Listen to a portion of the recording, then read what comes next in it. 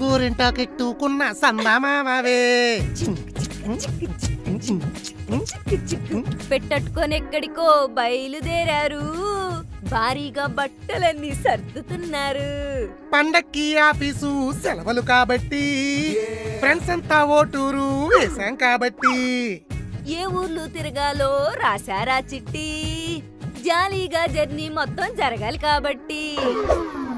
ఏమైంది నీకు? నేను ఎక్కడికన్నా వెళ్తానంటే దోమల కొట్టి మిషన్లా ఓ సౌండ్ ఇచ్చేస్తావు. ఇప్పుడేంటి ఆల్ అవుట్ లో సైలెంట్ గా ఉన్నావు? అలవాట్లేని పనులు చేయకు, ఆరోగ్యానికి మంచిది కాదు, ఆసుపత్రి పాలు అయిపోతావు.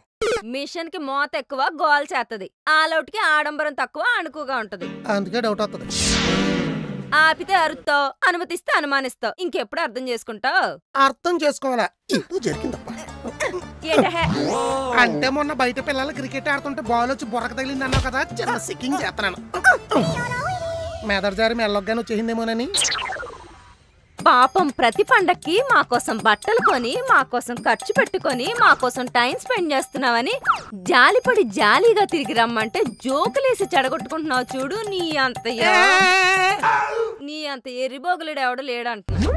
అంటే ఏ తలక నొప్పి లేకుండా నన్ను అన్ని తిరిగి రమ్మంటావా?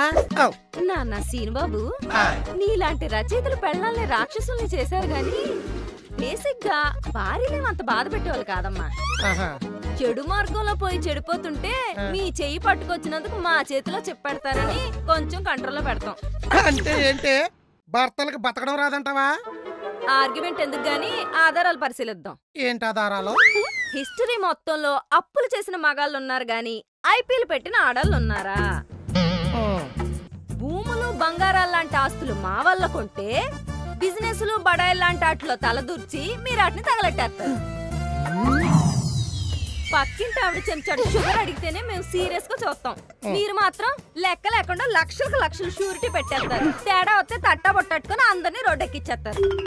డబ్బులు పోకుండా మీ పరువు కాపాడి, అలవాట్లు మాన్పించి మీ ఆరోగ్యం కాపాడి, పరిస్థితులు బాగోపోతే మీ వెనకాల నిలబడి ఇన్ని పడుతుంటే పెళ్ళాల మీద జోకులు ఎత్తంటే నవ్వుతారు. ఈ అల్లడానికి ఎగ్రీ చేసావు కాబట్టి కౌంటర్ డైలాగ్ కొడతలేదు, లేదంటే తెలుసు కదా డాకు మహారాజ్. తెలుసు తెలుసు. ఇంతకీ ఎవరెవరు వెళ్తున్నారు? వైజాగ్ నుంచి బ్యాంక్ ప్రసాద్ గారు, విజయవాడ నుంచి ప్రవీణ్ గారు, మండపేట నుంచి రాజేష్ గారు, మస్కట్ నుంచి పొర్రాజు గారు. స్టార్టింగ్ ప్లేస్ హైదరాబాద్ లో ఉన్న మన హౌస్. అవునా? Happy journey. నేను కిందకెళ్ళి ఈ దారిలో తినటానికి అసలు బొబ్బట్లు, జంతికలు, కజ్జికాయలు, గోర్మిట్. మేము ట్రిప్ వెళ్తాం అనుకున్నావా? తీర్థంలో దుకాణం పెట్టడానికి వెళ్తాం అనుకున్నావా? పిండి వంటల లిస్ట్ అంతా చదివేస్తున్నాం. అంటే దారిలో ఆకలేస్తే ఆరారుగా తింటారని. భర్త ఊరెళ్తుంటే భార్య బీరువా దగ్గర ఏం చెయ్యాలి? బట్టలు సర్దాలి, గొమ్మందేరే సాగనంపాలి, తిరిగి వచ్చాక సేవలు చేయాలి. మరేంటి ఎక్స్ట్రాలు చేస్తున్నాం?